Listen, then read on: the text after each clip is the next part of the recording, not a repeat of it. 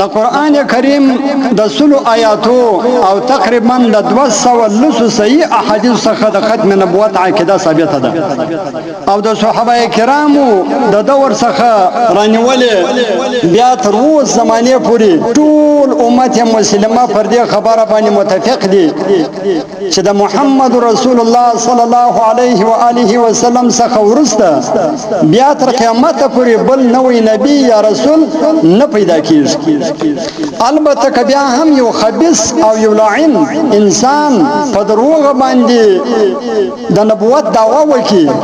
لکه قادیانی خبيث، نو داسې خبيث انسان او داسې گمراه انسان د ټول امت مسلمه په اتفاق سره کافر او مرتد دی او د ارتداد په وجه سره د قتلول پر نور مسلمانانو باندې واجب دي. مرګ دغه شروع دي لکه د لیونی سپیده، لکه د نبی علیه الصلاۃ والسلام په آخري دور کې اسود عنسی د نبوت دعوا وکړل، نو نبی علیه الصلاۃ والسلام په خپل د هغه خبيث د قتلولو حکم وکړي چې دا قتل کې د خبيث د نبوت دعوا کړل. او دغه رنګه د پیغمبر علیه الصلاۃ والسلام د دنیا څخه د تشریف وړلو څخه ورسته د صحابه کرامو اولنۍ اجماع د ختم نبوت پر مسله باندې راغله ده. په ټول اجماع کې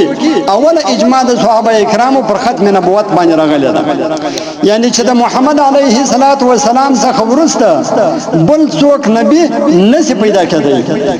او ټول صحابه کرامو د مسلمه کذاب په قتلولو باندې اجماع وکړه.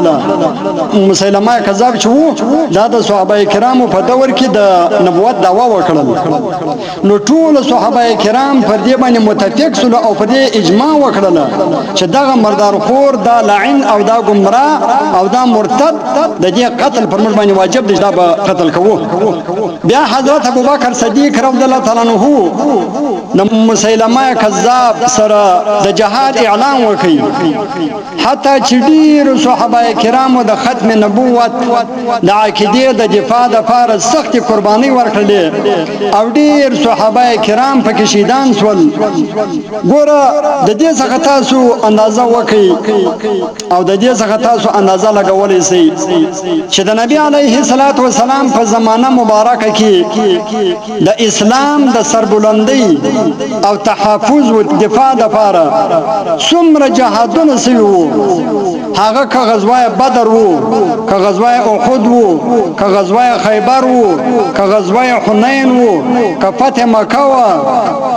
او که غزوه موته وو، که غزوه احزاب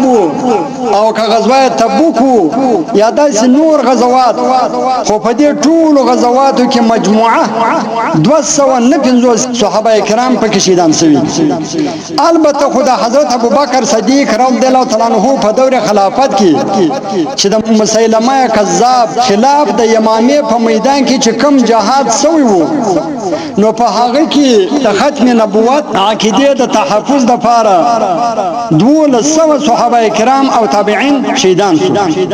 په نور ټولو غزواتو کې 250 کسان شهیدان شوي دي. په دغه یو غزا کې چې غزا د یمامه و او په دا کې د مسلمه کذاب چې کوم دا د نبوت دعوا وکړل د دروغ، نو حضرت ابوبکر صدیق رضی الله عنه جهاد پر شروع کړي. په دا کې 1200 صحابه کرام او تابعین شهیدان شول چې په دې 1200 شهیدانو کې 200 د قران کریم حافظان او عالمان شامل وو او 500 د نور تابعین او صحابه کرام. دا هم هغه حافظان وو چې د نبی علیه الصلاۃ والسلام په خدمت کې قران کریم حفظ کړی وو. هغه صحابه کرام هغه حافظان په دغه شهیدان شول. لہذا د دې څخه معلومه شو چې د صحابه کرامو په نسبت باندې د ختم نبوت د مسلې ډیر اهمیت وو او د دې د تحفظ لپاره ډیر قربانیان ورکړي دي، بلکې په دې 1400 کال کې د ټول امت مسلمه دا اتفاقی عقیده روانه ده چې د نبی علیه الصلاۃ والسلام څخه ورسته یو څوک په دروغ سره د نبوت یا د رسالت دعوا وکړي،